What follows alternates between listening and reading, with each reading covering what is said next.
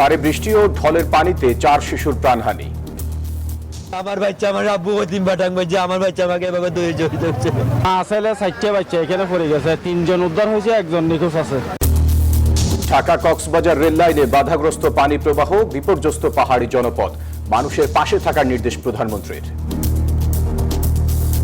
মাননীয় প্রধানমন্ত্রীর নির্দেশনায় বর্তমানে রাষ্ট্র পরিচালনায় থাকা দল বিএনপি এবং সর্বস্তরের নেতাকর্মীরা এই 5 জেলা এবং অন্যান্য জায়গায়ও ক্ষতিগ্রস্ত মানুষের সাথে দাঁড়িয়েছেন, পাশে দাঁড়িয়েছেন। জলাবদ্ধ রাজধানীর বিভিন্ন এলাকা, জনজীবনের দুর্ভোগ। মোহাম্মদপুরে হেলে পড়েছে 3 তলা ভবন, একাংশে ধস। গণভোট ও তত্ত্বাবধায়ক ব্যবস্থা 2 সাংবিধানিক বিষয় নিয়ে আলোচনা, বাস্তবায়ন বড় চ্যালেঞ্জ বলছেন বিশেষজ্ঞরা।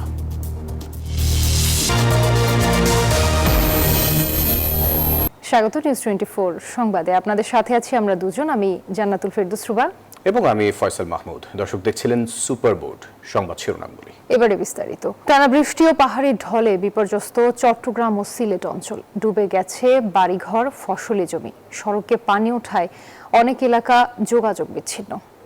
কক্সবাজারের চকরিয়া ও চট্টগ্রামের বাঁশখালীতে পানিতে ডুবে মৃত্যু হয়েছে 4 শিশুর। বন্যা পরিস্থিতির অবনতি হওয়ায় চট্টগ্রামের 7 উপজেলায় সেনাবাহিনী মোতায়েন করা হয়েছে। স্থগিত করা হয়েছে চট্টগ্রাম বোর্ডের অধীনে আগামীকালের এইচএসসি ও সমমানের পরীক্ষা। সিলেটের হবিগঞ্জ ও সুনামগঞ্জে অবনতি হয়েছে বন্যা পরিস্থিতির। চারিদিকে থই থই করছে পানি। টানা বৃষ্টি আর পাহাড়ি ঢলে কোথাও জলাবদ্ধতা, কোথাও বাঁধ ভেঙে পানি ঢুকেছে লোকালয়ে। চট্টগ্রামের বাঁশখালীতে বাড়ির উঠান থেকে পাহাড়ি ঢলে ভেসে যায় 2 শিশু। পরে তাদের লাশ উদ্ধার করেন স্থানীয়রা। সাঙ্গু নদীর পানি লোকালয়ে প্রবেশ করে সাতকানিয়া, বাঁশখালীর লাখ লাখ মানুষ এখনো পানিবন্দী হয়ে পড়েছেন। ওদিকে পানিগুলো চাপের কারণে আমরা ঘরে একাতে পানি হয়েছে। ঘরের ভিতরে ভাইয়া পানি, প্রচুর পানি। বৃষ্টি যখন পড়ে এই সময় পানি প্রচুর গলা সমান। প্লাবিত হয়েছে কক্সবাজারের নিচু এলাকাও। চকরিয়ায় নৌকা উল্টে গিয়ে মৃত্যু হয়েছে 2 শিশুর। 2 সন্তানকে হারিয়ে দিশেহারা বাবা আব্দুল মালিক। আমার বাচ্চা আমার আব্বু তিন বাটাং বাচ্চা আমার বাচ্চা আমাকে এভাবে দৌড়ে জড়িত হচ্ছে। আরেকটা আমার হাতে, আমি আর উঠতে পারি নাই, গলা জুড়ে আমি ছেড়ে ধরেছি, আবার ছোট বাচ্চাটা নিয়ে আসছি আমি। চট্টগ্রাম শহর থেকে নামতে শুরু করেছে পানি। বৃষ্টির তীব্রতা কমায় কিছুটা স্বস্তি ফিরলেও জলাবদ্ধতার ভয়াবহতা পুরোপুরি কমেনি। দুর্ভোগে এখনো হাজারো পরিবার। আমাদের থাকার কোনো উপযোগী না, ভিতরে যে গন্ধ, ময়লা, ফসা পানি ঢুকি আমাদের সব রুমগুলো একবার নষ্ট হয়ে গেছে। আকস্মিক পাহাড়ি ঢলে শেরপুরের নালিতা বাড়ি সড়কের প্রায় 30 মিটার অংশ বিধ্বস্ত হয়েছে। হবিগঞ্জের খোয়াই নদীর প্রতিরক্ষা বাঁধ ভেঙে সদর উপজেলার অন্তত 10 থেকে 15টি গ্রাম প্লাবিত হয়েছে। বাঁধ ভেঙে আমাদের গ্রাম প্লাবিত। পানি আস্তে আস্তে বাড়ে, বাড়তে যে গরু, ছাগল, হাঁস, মোরগ এসব পানির নিচে। সিলেট ও সুনামগঞ্জের নদ নদীর পানি বৃদ্ধি অব্যাহত রয়েছে। কয়েকটি পয়েন্টে পানি বিপদসীমা ছুঁই ছুঁই। বন্যার পাশাপাশি পাহাড় ও টিলা ধসের ঝুঁকিও বেড়েছে। Desk report, news 24।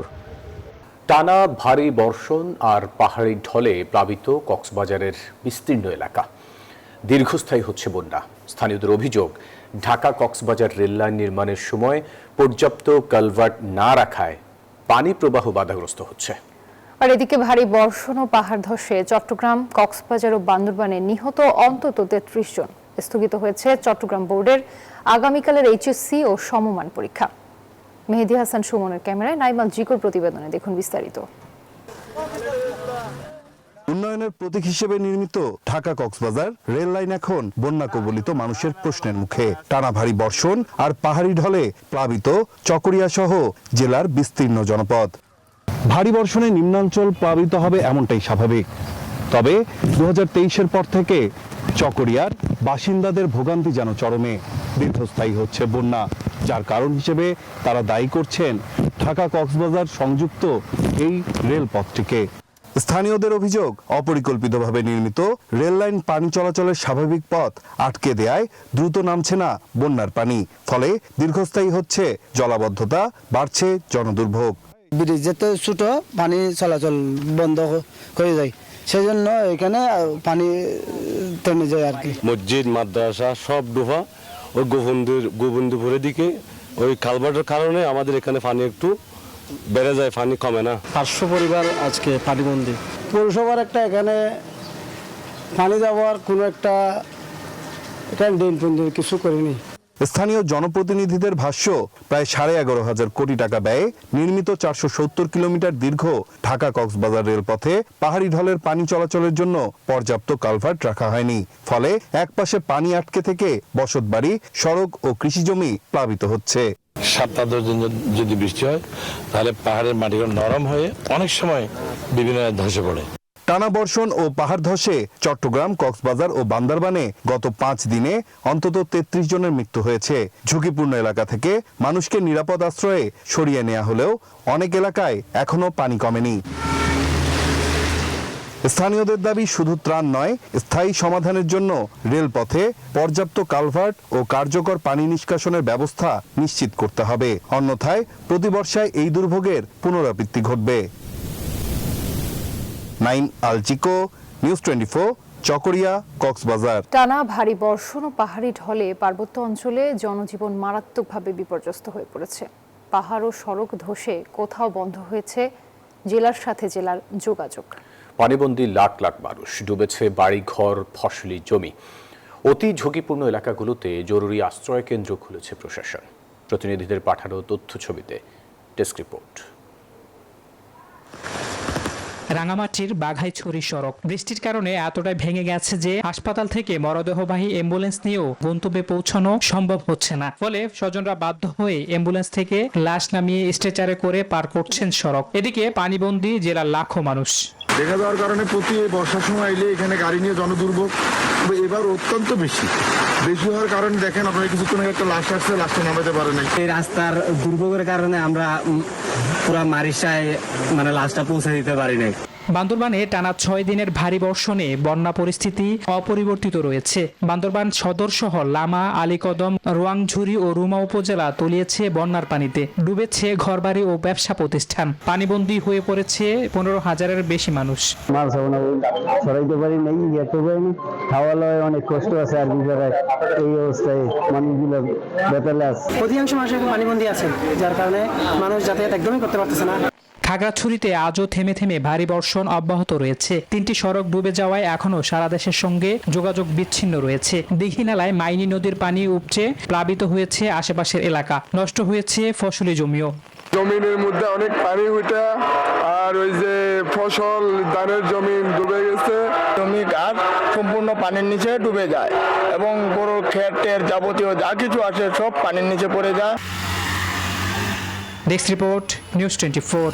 টানা ভারী বর্ষণ ও আকস্মিক বন্যায় সৃষ্ট চট্টগ্রাম অঞ্চলের দুর্যোগ পরিস্থিতি মোকাবিলায় প্রধানমন্ত্রী তারেক রহমানের নির্দেশিত 10টি পদক্ষেপের কথা জানিয়েছেন তাঁর উপদেষ্টা ও কার্যালয়ের মুখপাত্র মাহদি আমিন।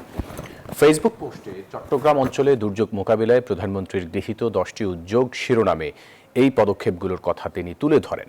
জানান, প্রধানমন্ত্রীর নির্দেশনায় দুর্যোগ কবলিত এলাকার পরিস্থিতি সার্বক্ষণিক তদারকি করা হচ্ছে। ইতিমধ্যে 1057টি আশ্রয় কেন্দ্র চালু করা হয়েছে, যেখানে 12,000-এর বেশি মানুষ আশ্রয় নিয়েছেন। এর আগে সরকারি বাংলা কলেজের প্রাক্তন শিক্ষার্থীদের পুনর্মিলনী অনুষ্ঠানে মাহদি আমিন জানান, বন্যায় ক্ষতিগ্রস্তদের পাশে থাকার জন্য বিএনপি নেতাকর্মীদেরও নির্দেশনা দেয়া হয়। তিনি জানান, প্রধানমন্ত্রী নিজে সার্বক্ষণিক দুর্যোগ কবলিত এলাকার খোঁজ খবর নিচ্ছেন এবং মনিটরিং করাচ্ছেন। জনগণের সরকারের প্রধানমন্ত্রী হিসেবে মাননীয় প্রধানমন্ত্রীর নির্দেশনায় বর্তমানে রাষ্ট্র পরিচালনায় থাকা দল বিএনপি এবং সর্বস্তরের নেতাকর্মীরা এই 5 জেলা এবং অন্যান্য জায়গায়ও ক্ষতিগ্রস্ত মানুষের সাথে দাঁড়িয়েছেন, পাশে দাঁড়িয়েছেন এবং সম্পূর্ণভাবে প্রশাসন, আইন শৃঙ্খলা বাহিনী, যেখানে প্রয়োজন সেনাবাহিনী এবং রাষ্ট্রের গুরুত্বপূর্ণ প্রতিটি অনুষঙ্গ ক্ষতিগ্রস্ত মানুষদের কিভাবে কষ্ট লাঘব করা যায়, কিভাবে তাদের কাছে খাদ্যপণ্য পৌঁছে দেওয়া যায়, কিভাবে পানি পৌঁছে দেওয়া যায়, স্যানিটেশন নিশ্চিত করা যায়, সেগুলো নিয়ে কাজ করছেন। চট্টগ্রামের বন্যা দুর্গত এলাকা পরিদর্শন করেছেন বাংলাদেশ জামায়াত ইসলামীর আমির ও বিরোধী দলীয় নেতা ডাক্তার শফিকুর রহমান। বাঁশখালী উপজেলার বন্যা কবলিত বিভিন্ন এলাকায় ক্ষতিগ্রস্ত মানুষের খোঁজ খবর নেন, তুলে দেন ত্রাণ সামগ্রী ও আর্থিক সহায়তা। বিত্তবান সামাজিক ও স্বেচ্ছাসেবী সংগঠন সহ সবাইকে সামর্থ্য অনুযায়ী বন্যা দুর্গতদের সহায়তায় এগিয়ে আসার আহ্বানও জানান তিনি। এছাড়াও আমাদের পক্ষ থেকে আমাদের সীমিত সামর্থ্য অনুযায়ী আমরা এই বিপন্ন মানুষের পাশে দাঁড়াবো। বিশেষ করে নিহত পরিবারগুলোর পাশে আমরা কিভাবে দাঁড়াতে পারি সেটা আমরা চিন্তা করছি। এদিকে টানা বৃষ্টিতে বিপর্যস্ত রাজধানীর জনজীবন। বিভিন্ন স্থানে জলাবদ্ধতা দেখা দেয়, ব্যাহত হয় যান চলাচল। বৃষ্টিপাতের এমন অবস্থা আরও 2 থেকে 3 দিন থাকতে পারে বলে জানিয়েছে আবহাওয়া অফিস। দেশের সব সমুদ্র বন্দরের 3 নম্বর ও নদী বন্দরে 1 নম্বর সতর্ক সংকেত বহাল রয়েছে। অঝোরে ঝরছে বৃষ্টি, ঘরবন্দি রাজধানীর মানুষ। জীবন জীবিকার তাগিদে যারা বের হয়েছেন পড়েছেন বিপাকে। সড়কে জলাবদ্ধতায় ব্যাহত হয় যান চলাচল। মিরপুর, কাজীপাড়া ও নিউ মার্কেট সহ এর আশেপাশের এলাকার সড়ক ছাড়াও অলিগলিতেও জলবন্দি মানুষ। আমাদের অনেক কষ্ট হইতেছে, আমরা অফিস আদালত করতে পারতেছি না, পানি উঠে পুরো ভরে গেছে। বৃষ্টির জন্য বসে থাকতে থাকতে কোনো ভাড়া পাই না, কিছু পাই না, যে অবস্থা এখানে এতটা পানি, হায়া খাটু পানি। একটা মানুষ রাস্তার এপার থেকে ওপার যাইতে পারতেছে না। রাস্তার ভিতরে যে পরিস্থিতি, অনেক গাড়ি নষ্ট হয়ে রাস্তার ভিতরে পড়ে রয়েছে। কারওয়ান বাজার পরিণত হয় ভাসমান বাজারে। পানির মধ্যেই বেচাকেনা করতে হয় ব্যবসায়ীদের। বাধ্য হয়ে কাদা পানি মারিয়েই বাজারে আসেন ক্রেতারা। টানা 4 দিন বৃষ্টি, আরো আবহাওয়া 2 দিন থাকবে। সরবরাহ একবারে কম হয়, বৃষ্টির কারণে মাল আসতে পারতেছে না। তো এমন বৃষ্টিপাত থাকতে পারে আরও 3 দিন, জানিয়েছে আবহাওয়া অধিদপ্তর। এই যে বাড়িতে ক্ষতিপূরণ বর্ষণ, এটা আগামী 12 তারিখ পর্যন্ত অব্যাহত থাকতে পারে। 13 তারিখ থেকে দেশের পূর্ব অঞ্চল এবং উত্তর অঞ্চলে বৃষ্টিপাত কমে যেতে পারে। এরপর সারা দেশেই 14 তারিখ থেকে বৃষ্টিপাত কমে যাওয়ার সম্ভাবনা রয়েছে। ঢাকা ও চট্টগ্রাম মহানগরীতে অস্থায়ীভাবে জলাবদ্ধতার পূর্বাভাস এবং চট্টগ্রাম বিভাগের যে পাহাড়ি এলাকাগুলো রয়েছে সেই পাহাড়ি এলাকাগুলোতে পাহাড় ধসের সম্ভাবনারও পূর্বাভাস রয়েছে। টানা বৃষ্টির কারণে চট্টগ্রাম, 3 পার্বত্য জেলা ও কক্সবাজারে পাহাড় ধস অব্যাহত থাকার আশঙ্কা রয়েছে, বলছে আবহাওয়া অফিস। মাইদুল ইসলাম, নিউজ 24, ঢাকা। রাজধানীর মোহাম্মদপুরে 3 তলা একটি ভবনের একাংশ ধসে পড়েছে, হেলে পড়েছে গোটা ভবনটি। কেউ হতাহত না হলেও স্থাপনাটি নিয়ে চরম উদ্বিগ্ন স্থানীয়রা। জীবনের ঝুঁকি নিয়েই এখনো ভবনটিতে অবস্থান করছেন বাসিন্দারা। 3 তলা ভবনের এক পাশ ভেঙে পড়ে আছে রাস্তায়, কিছু অংশ আছে ঝুলে, আর বয়সে পুরনো গোটা ভবনটি কাত হয়ে আছে এক পাশে। রাজধানীর মোহাম্মদপুরের আজিজিয়া হাউজিংয়ের মাদ্রাসা রোডের এই বাড়িটির 2য় তলার বারান্দার দেয়ালের একটি বড় অংশ হঠাৎ করেই ধসে পড়ে। শব্দ শুনে ছুটে আসেন আশপাশের মানুষ। অল্পের জন্য বড় ধরনের দুর্ঘটনা এড়ানো গেলেও আতঙ্কে বাড়ি থেকে বের হয়ে আসেন বাসিন্দারা। চাইলে আজকের দিনের ভিতরে আমি অন্য কোথাও শিফটমেন্ট করতে পারতেছি না। অবশ্যই ঝুঁকিপূর্ণ, যেহেতু একটা ভবন একটা সাইড থেকে ধসে পড়ছে, অবশ্যই ঝুঁকিপূর্ণ। যে কোনো ব্যাংক তো ফুটছে আর পানি। স্থানীয়দের অভিযোগ, বাড়ির বিভিন্ন স্থানে আগেই ফাটল দেখা দিয়েছিল, কিন্তু কোনো ব্যবস্থা নেয়নি। বাড়িওয়ালা তো কোনো কেয়ারই করে না। বাড়িওয়ালা শুধু ভাড়া ওটা ভাড়া খায়, ঠিক আছে, ওনাদের সিস্টেম হচ্ছে এটা। আর এখানে সবচেয়ে নিম্ন ফ্যামিলি যারা মনে করেন ভাড়া কমের বিদায় সবাই এখানে এসে থাকে। অনেক দিন থেকে বেকার হয়ে গেছে, এটা নিয়ে ওরা গুরুত্ব দেয় না। ওদের তো গুরুত্ব দেওয়ার কথা ছিল যে কোনো সময় একটা দুর্ঘটনা হয়ে যাবে। ভয় একটু আছে যে কোনো টাইমে হয়তো বা ভেঙে পড়তে পারে, এরকম হইতে পারে। আগের একটি ভূমিকম্পের পর থেকেই পুরনো ভবনটি ঝুঁকিপূর্ণ হয়ে পড়ে বলে জানান মালিক। এটিতে এখনো 10টি পরিবার বসবাস করছে। এখন ভাড়াটিয়াদের আমরা আগেই বলছিলাম, ঠিক আছে, মনে করেন যে জুনেই খালি করানোর কথা ছিল, যেই তো হয় নাই। আর এখন যেহেতু একটা পরিস্থিতির শিকার হয়ে গেছি আমরা, তখন বলে দেওয়া হয়েছে যে যারা বাসা দেখে তারা বাসা খালি করে দেবে। বিশেষজ্ঞরা বলছেন, সময় মতো ভবনের কাঠামোগত পরীক্ষা ও সংস্কার না করলে যে কোনো সময় বড় ধরনের দুর্ঘটনা ঘটতে পারে। এটা দেখার দায়িত্ব ইমারত বিধিমালা অনুযায়ী রাজুকের, কিন্তু বাস্তবতা হচ্ছে রাজুকের পক্ষ থেকে যারা পরিদর্শক আছেন এবং অন্য যারা পরিদর্শক যারা আছেন, তারা এই ধরনের নির্মাণ প্রক্রিয়াতে তাদের একটা নজরদারিতে দেওয়ার ব্যাপারে গাফিলতি আছে। এখন রাজুক যদি নজরদারি না বাড়ায়, তাহলে কিন্তু যে কোনো সময় ভূমিকম্প ছাড়াই কিন্তু ভবন ধস বা ভবন হলে পারাপার ভবন কলাপস করা এই ঘটনা ঘটতে পারে এবং এটা আমাদের অনেক ধরনের প্রাণহানি হতে পারে। ভবনটি নিয়ে দ্রুত কার্যকর ব্যবস্থা নেওয়ার দাবি জানিয়েছেন স্থানীয়রা। রাশেদ রায়হান, নিউজ 24, ঢাকা। আপিল বিভাগের রায়ের পর দেশের সংবিধানে আবারও যুক্ত হওয়ার পথ তৈরি হয়েছে তত্ত্বাবধায়ক সরকার ব্যবস্থা এবং গণভোটের বিধান। দীর্ঘদিনের রাজনৈতিক বিতর্কের কেন্দ্রবিন্দুতে থাকা এই 2 সাংবিধানিক বিষয় নিয়ে শুরু হয়েছে নতুন আলোচনা। কেউ একে গণতন্ত্র ও জনগণের মতামতের প্রতি সম্মান জানানোর উদ্যোগ হিসেবে দেখছেন, আবার অনেকেই বলছেন সুষ্ঠু বাস্তবায়নই হবে সবচেয়ে বড় চ্যালেঞ্জ। মাহমুদ হাসানের রিপোর্টে বিস্তারিত। তত্ত্বাবধায়ক সরকারের অধীনে সর্বশেষ জাতীয় নির্বাচন হয়েছিল 2008 সালের 29 ডিসেম্বর। পঞ্চদশ সংশোধনীর মাধ্যমে এই ব্যবস্থা বাতিলের পর দলীয় সরকারের অধীনে 3টি বিতর্কিত নির্বাচন হয়, যাতে অনেকেই ভোটাধিকার প্রয়োগ করতে পারেননি। আপিল বিভাগের রায়ে আবারও সংবিধানে তত্ত্বাবধায়ক সরকার ও গণভোট ফিরিয়ে আনার সুযোগ তৈরি হয়েছে। জেনজিদের প্রত্যাশা, এর মাধ্যমে নিরপেক্ষ নির্বাচন হবে, সুসংগঠিত হবে গণতন্ত্র, প্রাধান্য পাবে জনগণের মতামত। তত্ত্বাবধায়ক সরকারের অধীনে যদি কোনো নির্বাচন অনুষ্ঠিত হয় সেটি প্রশ্নের ঊর্ধ্বে থাকবে এবং বাংলাদেশের মানুষের গণতন্ত্রের জন্য এই ব্যবস্থা কার্যকারী ভূমিকা হিসেবে পালন করবে। জনগণের ভোটাধিকার প্রয়োগের যে ব্যাপারটা বা তাদের যে মতামত বা পূর্ণ স্বাধীনতার যে ব্যাপারটা, এটা কিন্তু ফুটে উঠবে। আবার জনগণের স্বার্থ সংশ্লিষ্ট বিষয়গুলোকে প্রাধান্য দিয়ে যেন গণভোটের রায় সম্পাদিত হয়, সংশোধিত হয় এবং পুনর্বহাল বা পুনর্বর্তিত হয়। সাধারণ মানুষ বলছেন, নির্বাচন নিয়ে আর যেন কোনো অনিশ্চয়তা বা বিতর্ক তৈরি না হয় তা নিশ্চিত করতে হবে। তত্ত্বাবধায়ক সরকার ব্যবস্থা যদি সঠিকভাবে একটি নির্দলীয় নিরপেক্ষ সরকার গঠন করতে পারে সেটা ভালো, কিন্তু তত্ত্বাবধায়ক সরকার ব্যবস্থা ভালো, কিন্তু সেটা সঠিক প্রয়োগ করতে হবে। জাতীয় যে কোনো গুরুত্বপূর্ণ সিদ্ধান্তের জন্য জনগণের সবার অপিনিয়ন বা মতামতটা জরুরি। তত্ত্বাবধায়ক সরকার থাকা বা একটা নিরপেক্ষ সরকার থাকলে পরবর্তী নির্বাচনটা সুষ্ঠু হওয়ার একটা বড় সম্ভাবনা থাকে। দলীয় কোন্দল এবং প্রত্যেকটা সরকার তাদের নিজেদের আন্ডারে সবকিছু রেখে এবং নির্বাচনটাকে একটা বানচাল করে দিত। এর মাধ্যমে আমাদের গণতান্ত্রিক যে অধিকার এটা আবার পুনর্বহাল হবে এবং প্রতিষ্ঠিত হবে।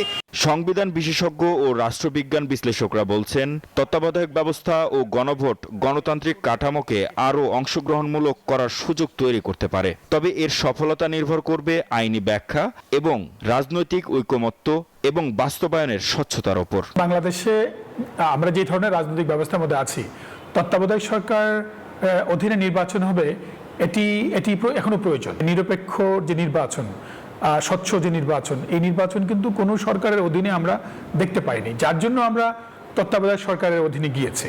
তাদের মতে, সংবিধানের যে কোনো পরিবর্তনের মূল লক্ষ্য হওয়া উচিত জনগণের আস্থা বৃদ্ধি ও গণতান্ত্রিক প্রতিষ্ঠানকে আরও শক্তিশালী করা। তা কতটা বাস্তব রূপ পায় সেজন্য আগামী জাতীয় নির্বাচনের দিকে নজর সবার। মাহমুদ হাসান, নিউজ 24, ঢাকা। জমানো টাকায় কাল হয়েছে নরসিংদীর মেথিকান্দা রেল স্টেশনের পরিচ্ছন্নতা কর্মী বাক প্রতিবন্ধী ববি বেগমের। তাকে হত্যার ঘটনায় নরসিংদী ও ব্রাহ্মণবাড়িয়া থেকে 5 জনকে গ্রেপ্তার করেছে র্যাব। দুপুরে কারওয়ান বাজারে র্যাবের মিডিয়া সেন্টারে সংবাদ সম্মেলনে এসব কথা জানানো হয়। নরসিংদীর মেথিকান্দার রেল স্টেশনের প্ল্যাটফর্মে আর দেখা যাবে না বাক প্রতিবন্ধী 70 বৃদ্ধা ববি বেগমকে। সবাই তাকে চিনত বুবি নামে।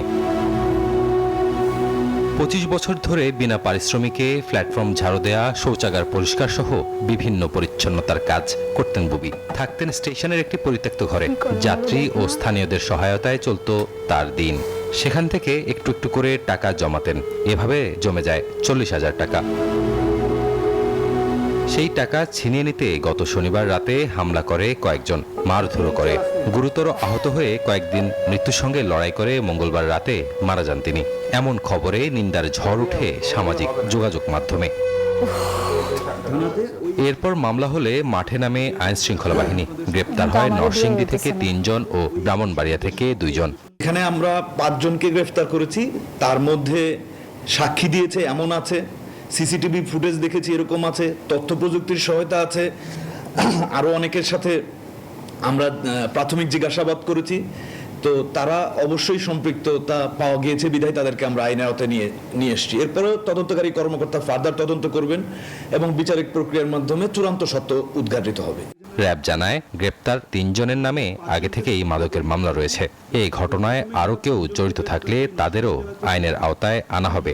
আমরা মোট 5 জনকে রাজু মাহমুদ, নিউজ 24, ঢাকা। দর্শক, ছিল নিউজ 24 সংবাদে। এতক্ষণ সাথে থাকার জন্য ধন্যবাদ।